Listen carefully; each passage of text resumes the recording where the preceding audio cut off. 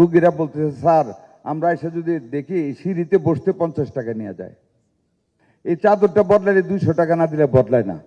বলেন আমার মাননীয় প্রধানমন্ত্রী 70,000 কোটি টাকা দিবে আর আমি দিয়ে দিব, যদি আপনাদের অ্যাকাউন্টেবিলিটি আপনারা না নেই কমিউনিটিতে, আমাদের মরে যাওয়া স্যার আমাদের আর কোনো উপায় নেই। বেচারা জনগণের, আমাদের 18 কোটি মানুষ। মাননীয় প্রধানমন্ত্রী ওই শিক্ষাটাই কিন্তু আমাদেরকে দিচ্ছেন, যাতে চেয়ারটাকে গরম মনে না করি।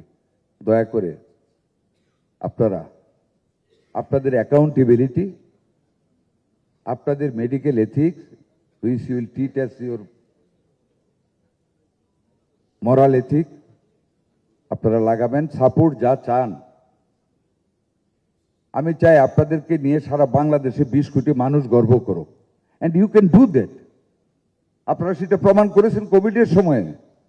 আমি পরশু দিয়ে এত বলেছি, কালকে রাত্রে একটা মিটিংয়ে বলেছি, একজন আপনাদের বিরুদ্ধে বলতে চেয়েছিল, একদম আমি খুব সুন্দরভাবে পজিটিভলি ওনাকে আমি নাকচ করে দিয়েছি, যেন আর ডাক্তারস আরো এসেট, যেটা উন্নত বিশ্ব করতে পারেনি আমাদের ডাক্তাররা কোভিড আমলে, সেটা আপনারা দেখিয়েছেন, by reducing the rate of mortality in to the country, by giving your life. More than 100 doctors ওনারা মারা গিয়েছেন এই মিজেল টাইমে।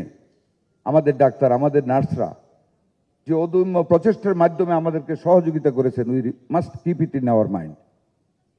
আপনাদের বিরুদ্ধে ষড়যন্ত্র করা হয়, সেই কারণে দেখেন আপনাদের নিরাপত্তার জন্য দিস ইজ ফার্স্ট টাইম যে একটা দেশে, আমাদের দেশের মাননীয় প্রধানমন্ত্রী ইউএইচএফপি লেভেলের প্রত্যেক ডাক্তারদের সাথে বসে মিটিং করেছেন।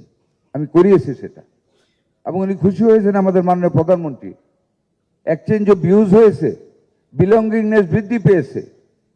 ওনাদের কথা শুনে সাথে সাথে আমরা ওনাদের নিরাপত্তার জন্য 10 জন করে আনসার উইথ আর্মস, একজন করে প্লাটুন কমান্ডার, এই তো জুলাই মাস বাজেট পাস হয়েছে, আমরা এই মাসে আমরা দিয়ে দিচ্ছি ডাক্তারদের জন্য, আমরা দিয়ে দিচ্ছি।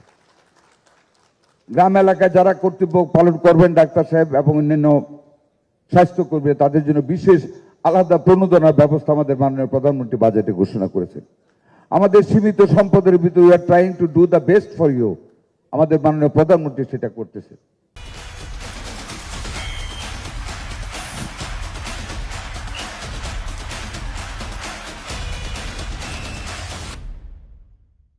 আমরা প্রত্যেকটা জেলা লেভেলে 50,000 কিডনি ডায়ালিসিস সেন্টার করতে যাচ্ছি, এবং খুব তাড়াতাড়ি। মনে করবেন এটা আমাদের শুধু অর্থ না, উই মিন ইট।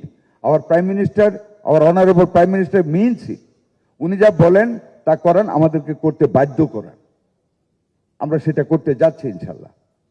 আমাদের বাংলাদেশের সর্বপ্রথম স্বাধীনতার ঘোষক রাষ্ট্রপতি জিয়াউর রহমান 31টি শয্যা বিশিষ্ট হাসপাতাল করে গ্রামীণ জনপদকে স্বাস্থ্য সেবার আন্ডারে নিয়ে এসেছিলেন। ওনার মৃত্যুর পরে আর কেউ করেননি। ইট ওয়াজ আওয়ার গ্রেট লিডার, আমাদের মাননীয় প্রধানমন্ত্রী মরহুমা বেগম খালেদা জিয়া, যেটা 50 শয্যায় সারা বাংলাদেশ উন্নীত করেছিলেন।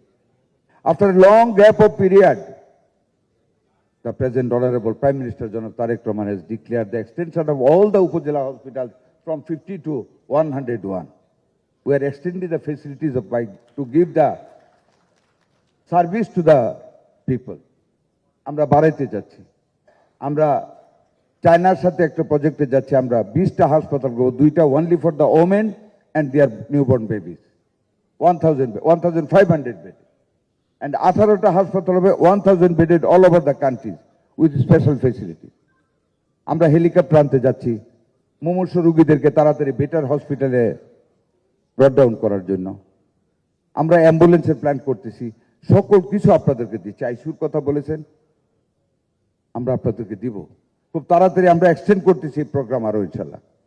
ম্যানের শর্টেজ আছে, এটা আপনাদের করতে হবে। কিভাবে সাজেশন দিবেন আমরা প্রস্তুত করার জন্য, আমরা প্রস্তুত ইনশাল্লাহ করার জন্য।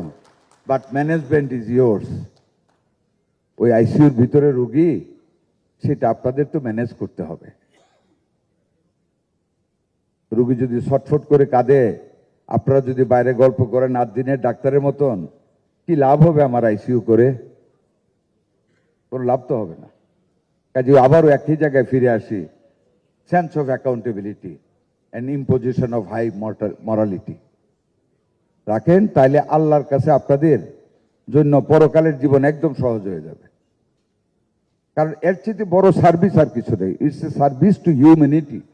এই 20 কোটি দেশের মানুষ, কি নিরীহ আমাদের দেশের মানুষগুলি। একবার চিন্তা করেন যে খলিল জিবরান বলেছিলেন যে তুমি যখন কিছু ভাববে, তুমি আকাশে নিজেকে ভাবো ঘুমন্ত অবস্থায়, তারপর চিন্তা করো কি নিয়ে ভাববে, আসল চেহারাটা পাবে। একবার ভাবেন আমাদের দেশের মানুষ কত নিরীহ, কি পরিমাণ সালাম দেয় আমাদেরকে গেলে, নিজের চেয়ারটা ছেড়ে দেয়, কত ফুলের পাপড়ি ছিটায় দেয়, আমাদেরকে এত বড় মনে করে। উই শুড রিয়ালাইজ তাদের যে love, sympathy and empathy to us, আমাদেরকে কিন্তু এটা রিয়েলাইজ করতে হবে in all spheres of life, like our honourable prime minister জনাব তারেক রহমান।